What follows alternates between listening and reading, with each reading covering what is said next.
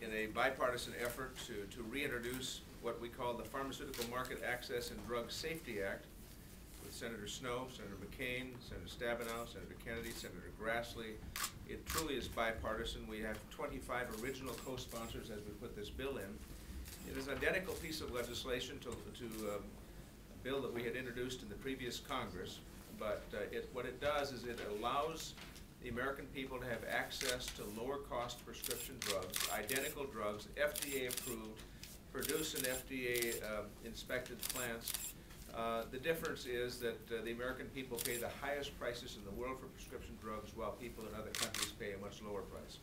We want to bring opportunities to the American people to pay that lower price, which we believe would force a repricing of that drug in our country. Just a couple of observations. This is one of the most popular drugs in our country, the most widely prescribed drug, Lipitor, 20 milligram tablets. You'll see that I have, in fact, 2 bottles here. The only difference is in color. One is red, one is blue.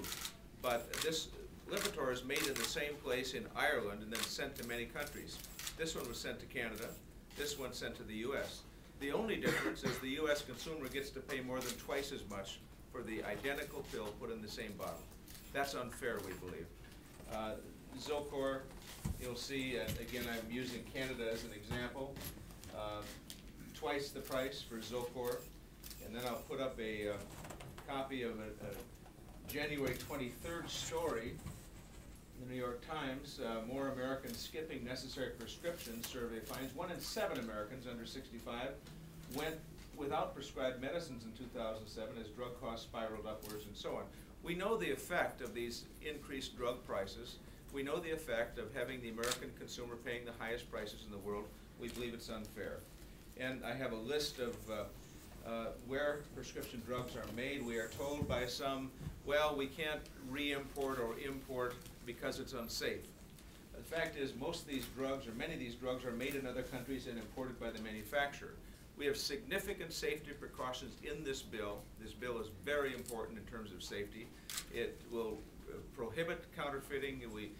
Counterfeit drugs coming into this country with substantial additional opportunities for the FDA to be involved in that. We have pedigrees on drugs that are produced. This has significant safety provisions attached to it. Simply, it is this. We allow licensed pharmacists and wholesalers in the United States to acquire FDA-approved drugs that are sold in other countries, bring them here, and pass those savings along to the American consumers. In addition, with respect to Canada, we allow consumers to bring in a quantity of those drugs.